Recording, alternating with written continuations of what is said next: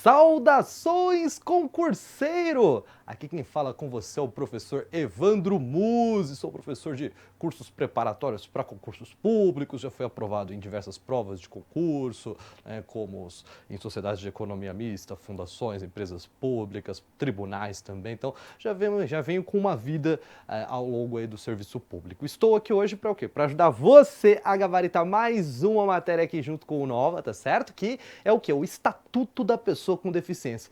O Estatuto da Pessoa com Deficiência, ele é uma lei, tá certo? Que é relativamente à cobrança no âmbito do judiciário para todos os cargos, é uma cobrança recente. Porque até então havia uma cobrança, mas para cargos muito específicos, como o cargo de assistente social, cargo de juiz, cargo de promotor. Agora não. Agora, essa matéria ela passou a ser obrigatória a todos os órgãos do Poder Judiciário, inclusive os órgãos auxiliares. Então, para você que de repente quer ingressar em algum cargo público em tribunais ou órgãos auxiliares de tribunais, não tem como fugir dessa matéria, tá certo? Essa matéria ela vai ser cobrada aí nos próximos concursos, sem dúvida nenhuma. Inclusive, se isso não tiver previsto no edital, sem dúvida também que esse edital deverá ser impugnado para que venha a constar matéria que abarque o direito das pessoas com deficiência. Direito das pessoas com deficiência é algo bem amplo, tá certo? Não se restringe ao Estatuto da Pessoa com Deficiência, que é a Lei 13.146. Ele é bem mais amplo, é composto aí por uma série de leis, tá? Mas a principal lei, realmente, da qual vai emanar também aí as disposições das outras leis, das outras espécies normativas, é o próprio Estatuto. É o Estatuto da Pessoa com Deficiência, conforme você consegue ver aqui, o professor trouxe aqui no slide para você, né? A lei que institui o Estatuto da Pessoa com Deficiência é aqui, a Lei 13.146 de 2015. Então, veja que é uma lei relativamente o quê? Recente, tá? E a obrigatoriedade da cobrança de matéria que abarque o direito das pessoas com deficiência no edital de concursos que sejam do Poder Judiciário ou órgãos auxiliares, começou a partir de 2016 com uma resolução do CNJ, é a resolução 230 de 2016, tá? Então tudo isso é um pouquinho recente. Então as organizadoras, elas estão ainda em um processo de maturação no que tange a cobrança dessa matéria. Ainda é muito comum haver uma discrepância muito grande. Tem concurso que cobra um baita de um conteúdo, cobra a lei inteira, fora outras leis, tem concurso que cobra só alguns dispositivos, então ainda será necessário ainda algum tempo até que as organizadoras elas cobrem essa matéria de maneira homogeneizada, perfeito? De uma maneira um pouquinho mais comum, tá?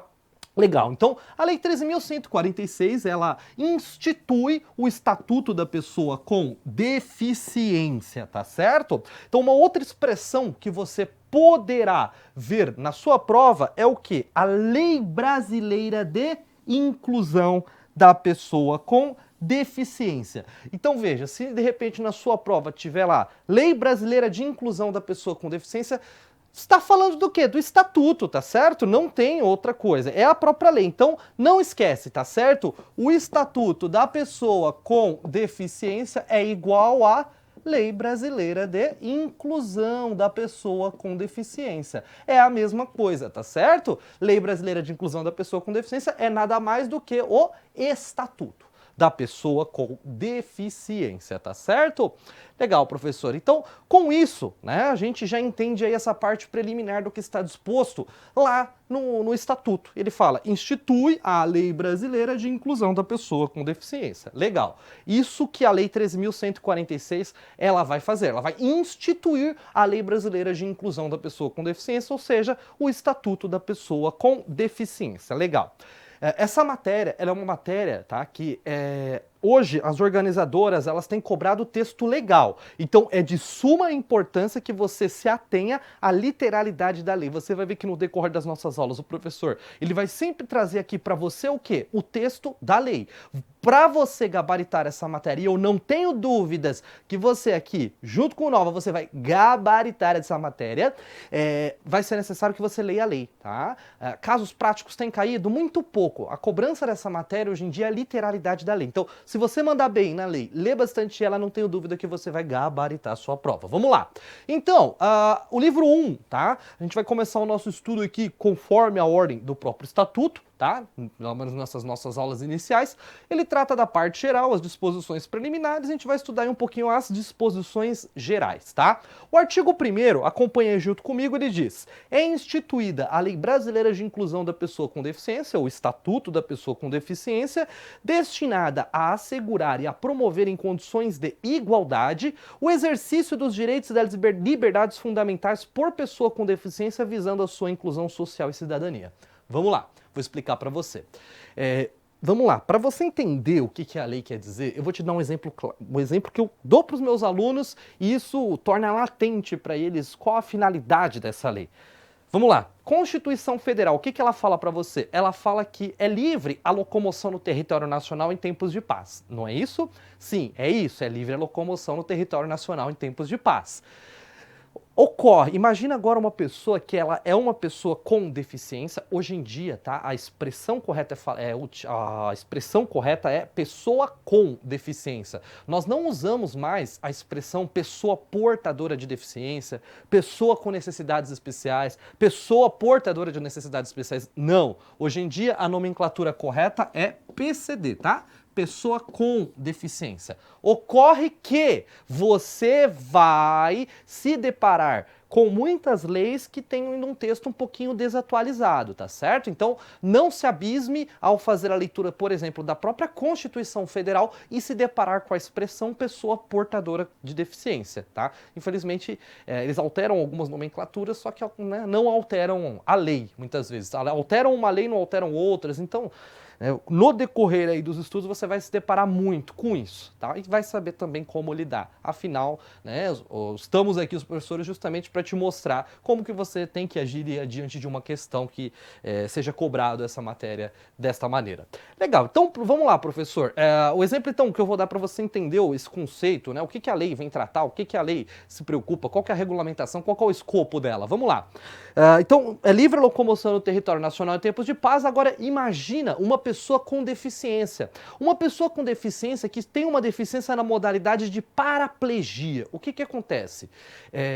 Não é o estatuto que define pra gente quais são os tipos de deficiência. Ele traz um conceito bem genérico que a gente vai tratar, tá? Só que o conceito de cada tipo de deficiência não está previsto no estatuto. Ele está previsto, na verdade, no decreto 3298. Aí ele vai falar, olha, deficiência física pode ser paraplegia, paraparesia, monoplegia, monoparesia, ananismo, que é a pequenez anormal, ostomia, amputação, hemiparesia, e aí tem uma série de conceitos, uma série de divisões, tá? Como estamos estudando aqui o estatuto, eu vou trazer alguns exemplos, mas não vamos esmiuçar todo esse conceito das diversas espécies de deficiência, porque isso vai acabar confundindo aí um pouquinho a sua cabeça, tá certo? Mas isso é regulado sim pela lei, mas não pelo estatuto, sim pelo decreto 3298. Então, imagina uma pessoa que tem a deficiência física na modalidade de paraplegia, isso significa o quê? Ela não consegue movimentar os seus membros inferiores, ela não consegue andar, tá certo? Nessa hipótese, como que essa pessoa ela vai se locomover dentro do território nacional? Mas não é livre, professor? Não é livre a locomoção? É livre. E aí, como ela vai fazer?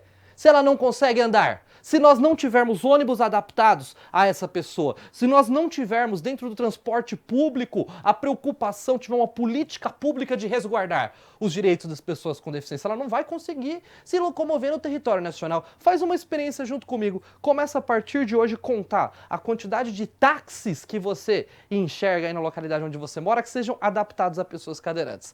Você vai ver que é um percentual muito pequeno, né? Eu acho que eu consigo contar nos dedos de uma mão na minha vida inteira quantos táxis adaptados a pessoas cadeirantes eu já pude encontrar. Então, o exercício dos direitos fundamentais por parte de uma pessoa com deficiência, né, é um pouquinho difícil muitas vezes. Mas vamos lá, o que o caput da Constituição Federal fala? Todos são iguais perante a lei sem distinção de qualquer natureza. Legal, mas como que são iguais? Todos têm o direito de se movimentar dentro do território nacional. E todos são iguais? Mas como que uma pessoa cadeirante não consegue se movimentar se não tiver ônibus adaptados para isso, por exemplo? Então vejam, O princípio da igualdade é o quê? Tratar os iguais de maneira igual e os desiguais de maneira desigual. Assim nós conseguimos o quê? Equilibrar esse conceito de igualdade. Então, o estatuto, ele serve para isso, tá certo? Ele veio para assegurar e a promover em condições de igualdade o exercício dos direitos e liberdades fundamentais por pessoa com deficiência. Então, o exemplo que eu dei, como que eu faço para conseguir assegurar condições de igualdade para uma pessoa que sofre de deficiência física na modalidade de paraplegia para que ela possa se locomover dentro do território nacional?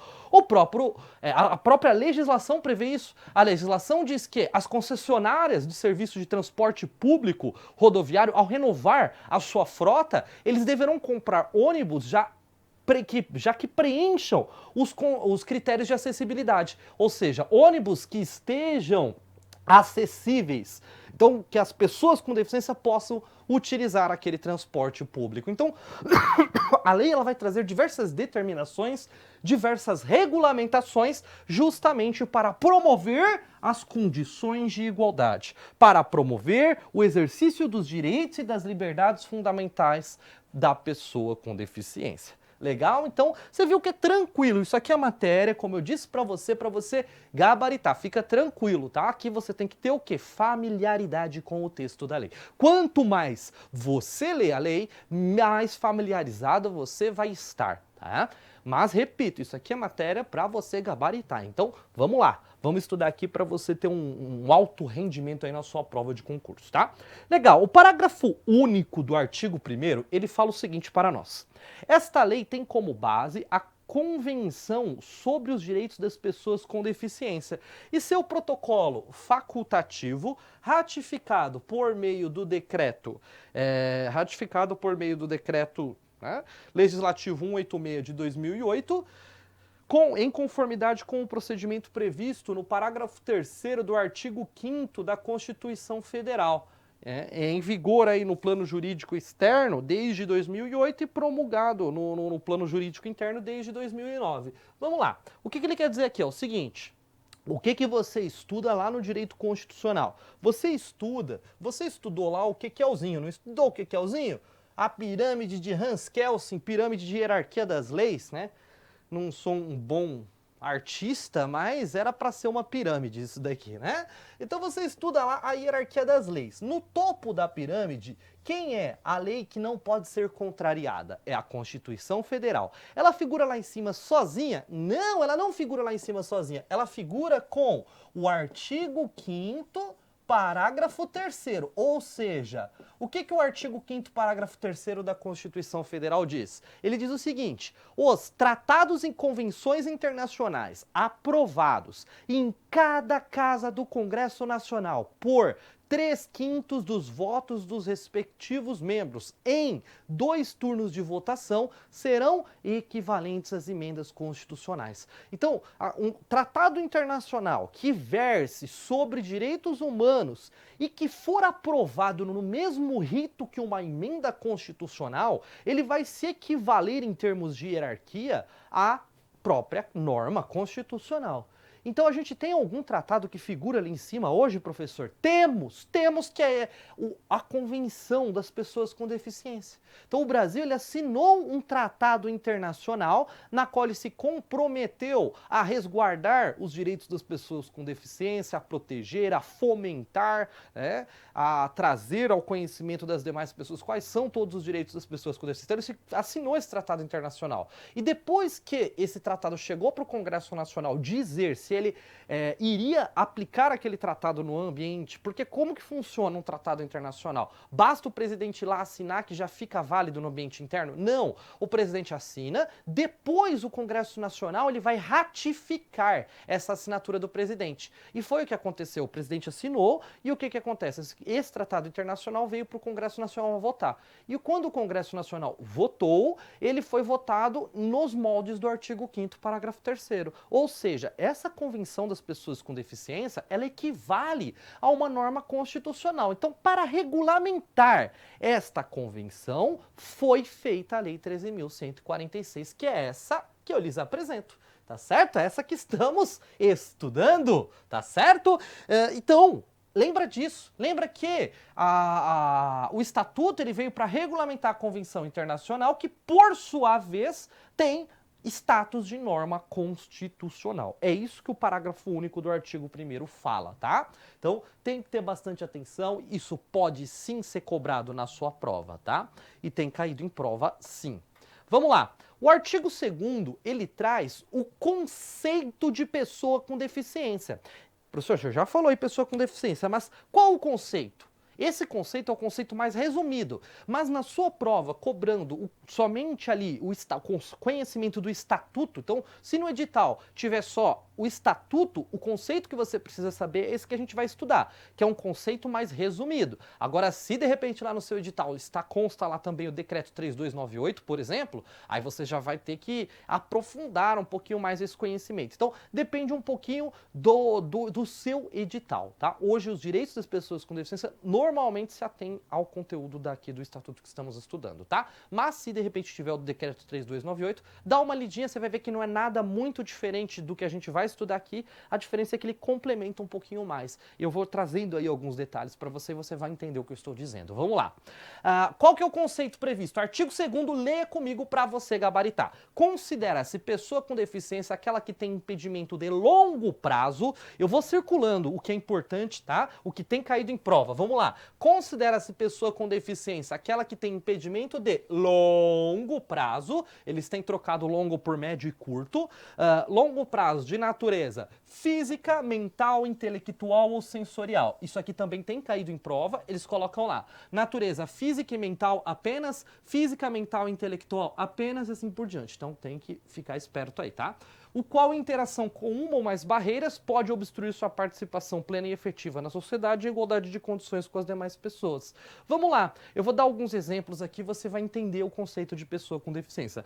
Então, natureza física vai estar descrito lá também no decreto 3298. Por exemplo, paraplegia, aquele que não consegue movimentar os membros inferiores do seu corpo. Outro exemplo, hemiplegia, aquele que não consegue movimentar um hemisfério do seu corpo.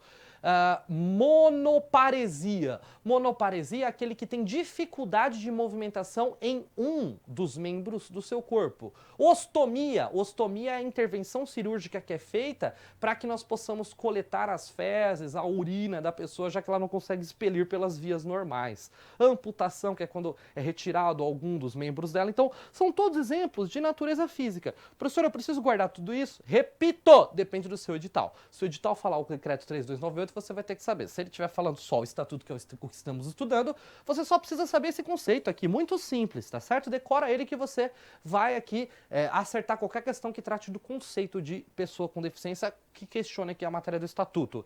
Mas eu estou explicando para você entender, tá certo? Essa é a minha função, não é ensinar você a decorar, mas sim ensinar você a aprender, tá? Vamos lá. Deficiência mental é aquela pessoa que ela não consegue concatenar ideias, por exemplo. Ela não consegue ligar ideias, ela não consegue entender como que a sociedade forma suas relações. Ela acha, por exemplo, que ela agredindo uma outra pessoa, ela vai fazer amigos, que aquela pessoa vai gostar dela, ela não consegue ter uma ideia de segurança, ela acha que brincar com um cachorro bravo vai ser bom para ela, por exemplo. Então, é aquela pessoa que ela tem um funcionamento intelectual inferior à média da população, tá? Assim como a intelectual, né? E a sensorial está atrelada ao quê? A falta de visão, a falta de audição. Então, quando uma pessoa perde 45 decibéis de sua audição em ambos os ouvidos, ela é considerada como uma deficiente auditiva de acordo com o referido decreto. Então, a gente tem diversas naturezas aqui de pessoa com deficiência. E aí, o que acontece? Essa pessoa que tem a deficiência, quando ela interage com alguma barreira, e eu vou dar um exemplo para você de barreira urbanística, por exemplo, uma placa.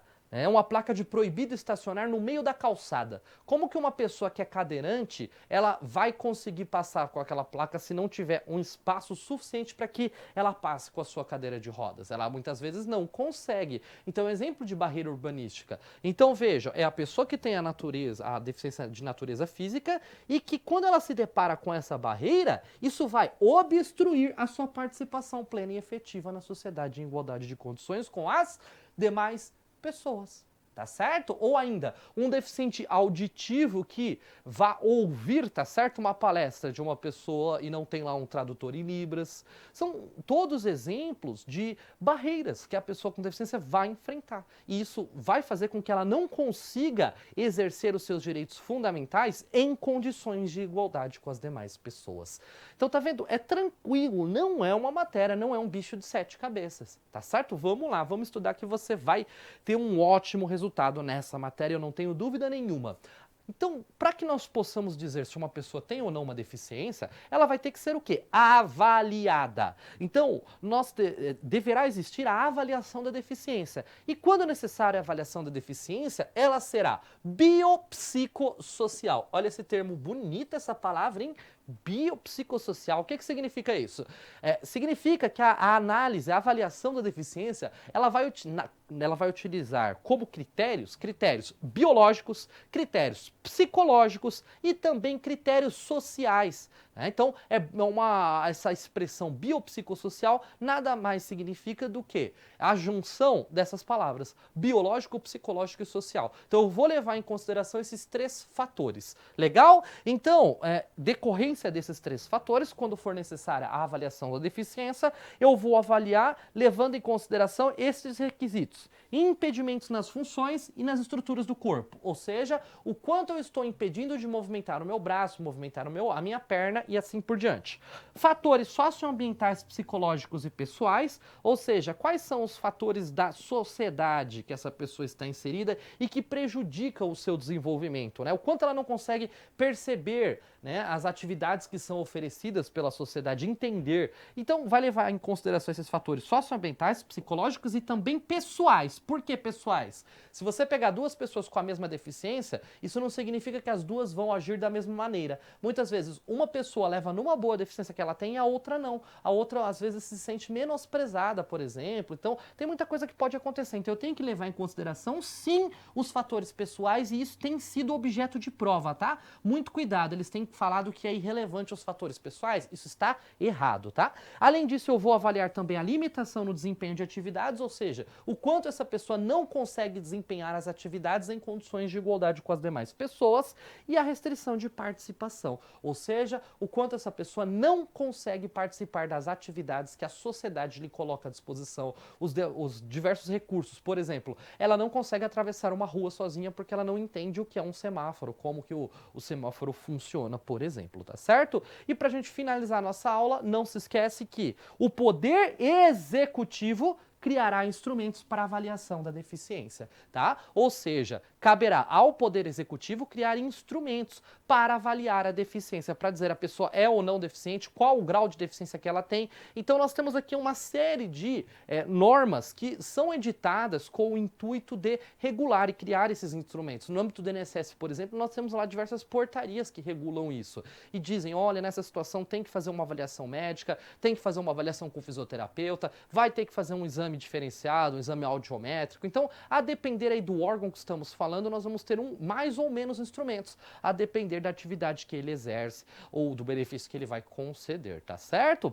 Legal, então não se esquece que cabe ao Poder Executivo. Na sua prova eles podem trocar lá, Poder Judiciário e Poder Legislativo, tá? Já está errado, cabe ao Poder Executivo criar instrumentos para avaliação da deficiência. Legal? Então, na nossa aula de hoje, nós vimos aí bastante coisa interessante que eu não tenho dúvida que vai ajudar muito você a realizar o seu sonho. Concurso é isso mesmo, é um pouquinho por dia que você vai acrescentando de conhecimento, que você vai acrescentando de bagagem, tá? Estudar para concurso é um trabalho de formiguinha mesmo. Tá? É um trabalho que é um pouquinho por dia, mas quanto mais você estuda, mais próximo do seu sonho você vai estar. Não se esqueça, estamos aqui para que você chegue lá. Por muito tempo eu estudei para passar no concurso, realizei os meus sonhos, realizei os meus objetivos, né? Agora eu quero que você realize o seu.